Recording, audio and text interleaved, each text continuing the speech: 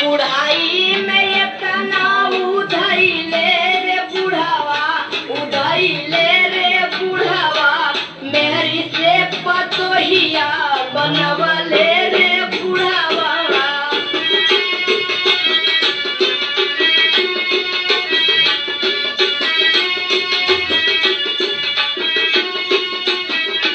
रोवा काढ़वा कौन बड़ा बढ़िया काम करके गइल हो? अरे भाई काहे ना कैलन, अपने हक में ना ली कैलन तो हमारे हक में तो कैबे कैलन। 5 बीघा खेत दे के हम अकेली आइले, अरे हम अकेली आइले, आज मोके छोड़ी के परइले रे बुढ़ावा। मत रोवा, एक दिन सबके ही धरती छोड़ के जाएंगे बा।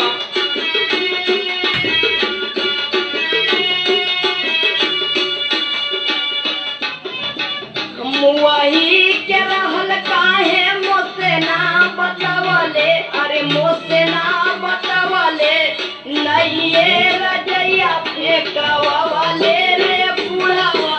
अरे भाई इतना सब जनत में काहे के मरवा करत।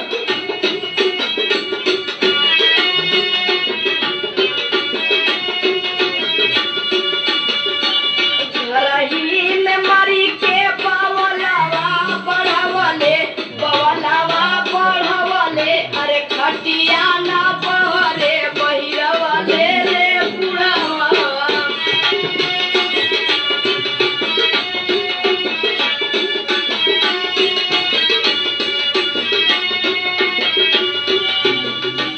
कलिए कमे हदी मोह हाथ में लगवलो, अरे हाथ में लगवलो, ओही हाथे घरवा पोतवले रे बुढ़ावा। अरे भाई इतना के जनत और ब्याजे रात में लगा मर गई है।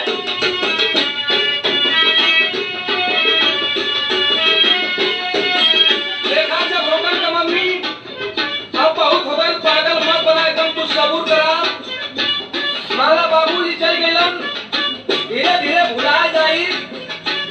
जनी रोवाए गोरी कपड़ा पिराए लागी, बुढ़ावा पिराए लागी, अखिया काया सिराओ राय जोहिर मोहिया।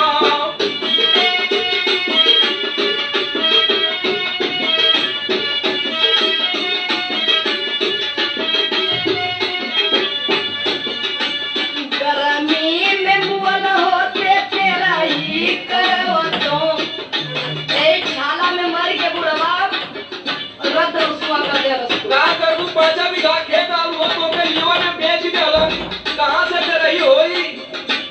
गर्मी में मुअल होते तेरा ही करवतो, अरे तेरा ही करवतो, हलवे में खर्चा बढ़वले रे बुढ़वा। हम दह काटी आदमी तैयार कजरा बना, थोड़ा सस्ता मिलत।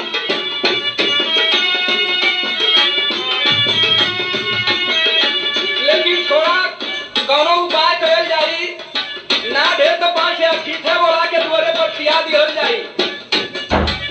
ओठवा धुराया जाई, मुहावा सुखाई जाई, मुहावा सुखाई जाई, अखिया के कजरा धोवाया जाई रनिया।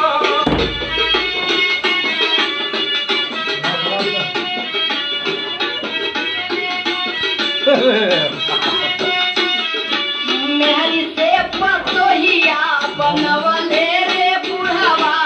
अखिया के रसिया ओराया जाई गोरिया। नइये रजैया फेंकवावले रे बुढ़वा। अखिया के कजरा धोवाया जाई गोरिया। यही हाथे घरवा पोतवले रे बुढ़वा। मदरोवा मुड़वा पिराए लागी गोरिया। हलवे में खर्चा बढ़वले रे बुढ़वा। Bus stop. बंद कर रहे